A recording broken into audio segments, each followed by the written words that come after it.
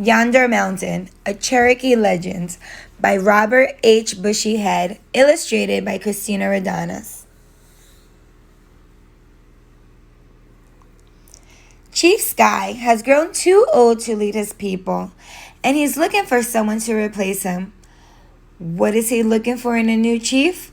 Find out by reading this Cherokee legend.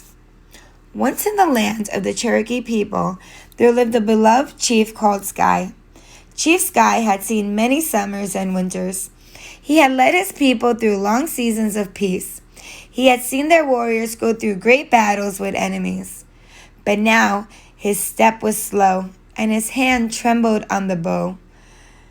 He could no longer spot Brother Deer among the trees. He was no longer able to lead his people. One day in the season of fallen leaves, the chief called 3 young men to him and said, "One of you will take my place and become chief and lead our people. But first, I must put you to the test." Chief Sky turned slowly, looking into the distance. "Do you see yonder mountain?" The 3 young men followed the gaze of the chief and saw a great mountain rising out of the mist in the distance. "Yes," they answered, "we see the mountain." Chief Sky pointed toward the highest peak. "I want you to go to the mountain top. Bring back to me what you find there." The first young man, called Black Bear, quickly started up the side of the mountain. After the sun reached the middle of the day, Black Bear came to a wide place in the trail where he stepped to the rest. He leaned his head upon the rock, and his eyes grew heavy. Just as his eyes were closing, he caught sight of 1,000 lights twinkling in the sun. Black Bear sat up straight and saw stones of great beauty lining each side of the trail. They sparkled and glowed in the sunlight. Black Bear examined the stone, carefully turning it over and over in his hand and watching the sun dance on each surface. "If my people had these stones, they would never be hungry again," he said. "We could trade them for food and our lives would be better." Black Bear gathered many sparkling stones and ran down the mountain and back to his village. The people saw him coming and lined the path as he entered the village. The children pointed to the sparkling stones and said, "See the pretty stones Black Bear has found." Black Bear handed the stones to Chief Sky and said, "My chief, look what I have found. Beautiful stones. We can trade them for food and will never go hungry. We will be safe through many winters." The chief smiled fondly upon the young man and said, "You have done well, my son. You have done well. Let us now wait for the others." The second man, called Gray Wolf, climbed the mountain and went past the place of the sparkling stones. He climbed higher and higher. The trail became steep and rugged. Finally, he came to an open place where he rested beside the trail. He picked up an herb, looking closely at its pointed leaves and long roots. "These are the healing plants and our medicine man," he said. "If my people have these herbs and roots, they will no longer be sick and suffer. We could be healed with these plants."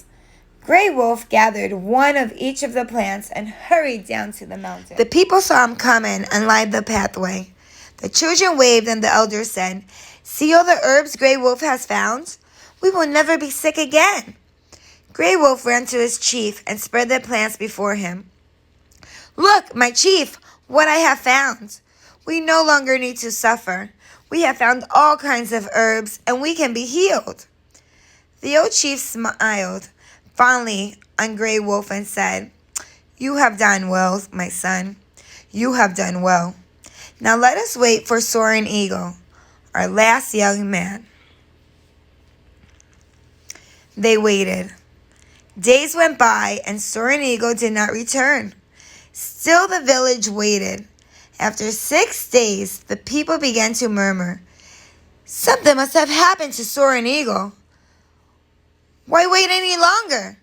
But Chief Sky said to his people, "We will wait one day longer." And so they waited. On the seventh day, as the sun cast its long shadow over the village, the people saw a soaring eagle coming. He stumbled with bleeding feet. His clothes were ripped and torn. He held nothing in his hand. The people were quiet as Soaring Eagle fell at the feet of his chief. Soaring Eagle spoke softly to Chief Sky. "I went to the top of the mountain, my chief, but I bring back nothing in my hands. I passed a place where there were sparkling stones, but I remembered you said, 'Go to the top of the mountain.' I passed a place where all sorts of herbs grew, but I remembered your words. The path was rough. There were great cliffs and sharp rocks. I have nothing in my hands to show you, but I bring back a story from the top of the mountain."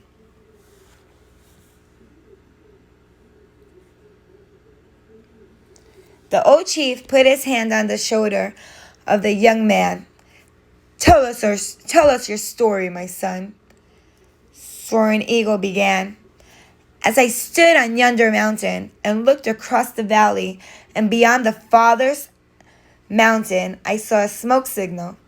It was a signal calling for help. The signal said, 'We are dying.' And then, 'Come and help us.' Soaring Eagle rose to his feet. 'Chief Sky,' he pleaded, 'we need to go to them quickly. They are in trouble.' Chief Sky stood straight before his people and the three young men. Pausing for a time, he lifted his eyes to the mountains and watched the mist settle on the peaks. He then turned to his people and spoke. 'We need a leader who has climbed to the top of the mountain. We need one who has seen beyond the mountain to other people who are in need.' The people watched as Chief Sky carefully began to remove his robe. He turned to face Soaring Eagle.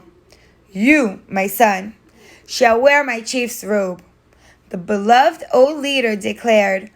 Chief Sky placed the robe over the torn clothing of the chosen young man. 'You shall be our next chief, Soaring Eagle.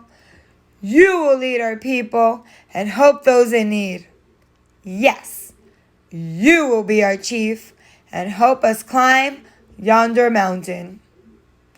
The end.